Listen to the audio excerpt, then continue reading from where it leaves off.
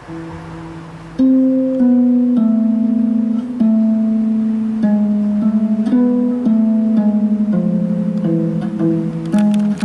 in Aegina right now. I want to state some facts. During the Hellenistic and Roman period, Aegina, with the rest of Greece, became dominated by the Macedonians, by the Aetolian League, Bergamo, Attalus, and the Roman Republic.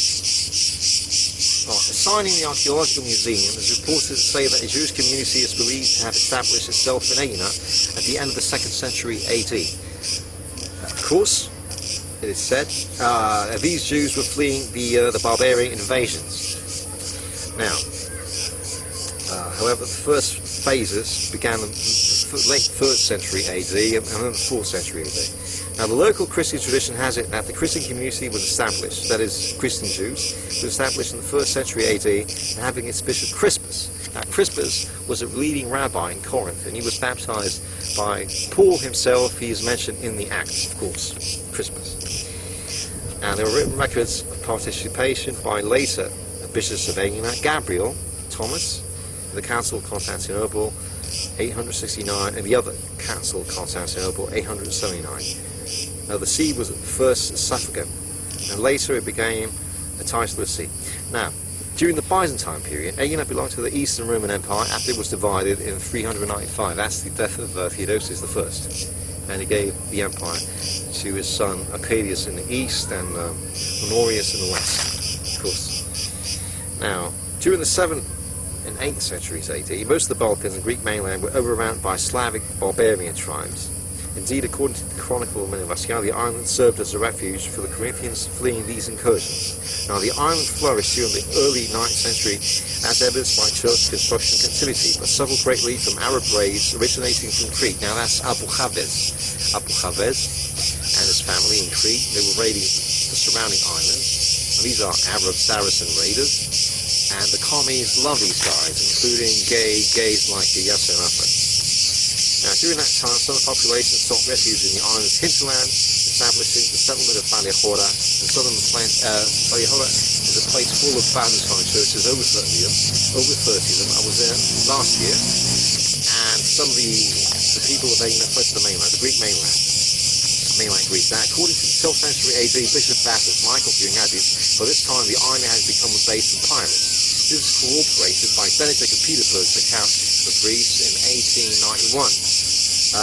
He states that many of the islands were inhabited by a few pirates, and Aegina belonged to, along with Salamis, and Magonistus were the pirate stronghold. Now, during the Frankish rule, after 204, during the partition of the Byzantine Empire, Aegina was accorded to the Republic of Venice. In the event, it became controlled by the Duchy of Athens. Now, the Catalan company, that's the Spaniards, mercenaries who took over Athens, they controlled Aegina as well. Now, in 1317, the island became controlled by the Venetians. When Alioto Galbuena, at that time ruler of Aegina, placed himself by treaty under the Republic's protection in order to escape the danger of a Turkish raid. Now, the island must have been fruitful, for one of the conditions by which Venice accorded him the protection was that he should supply grain to the Venetian colonies. He agreed to surrender the island to Venice if his family became extinct. Antonioni, the second Acalioli, opposed the treaty for one of his adopted daughters had married the future lord of Aegina, Antonello Capuana. So we see the Christian Jews, the Zionist Jews, we see the Italians, we see the Spaniards taking over control, the Romans, and of course the Greek overlords, powerful Greek overlords, prolific early Roman kings.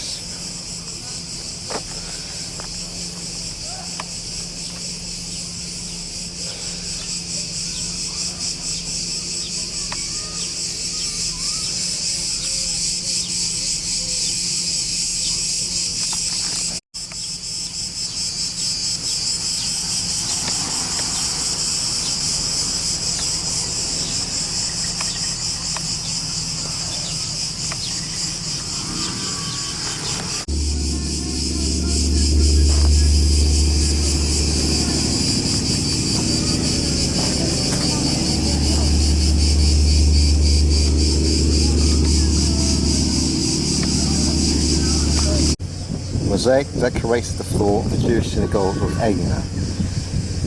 Right. In the midst of the important quarter of an ancient city, the building has been excavated only in parts because of its modern superstructures. During the investigations, remains of older predecessors have been unidentified, hatched walls. Through the entrance to the west, an arched chamber, people reached the main hall, which measured 1350 to 7.60 meters.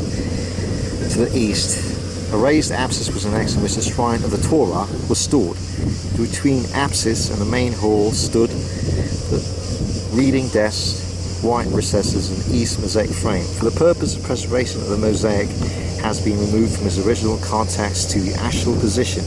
It displays the typical decoration patterns of the mosaic floors in the 4th century AD, consisting of artistic geometric designs in a rich scale of colors. At the west side, near the entrance, 2 constructive inscriptions are visible. They refer to the erection of the synagogue using revenues of the community and donations of its members. When Theodore was head of the synagogue, that's the elder.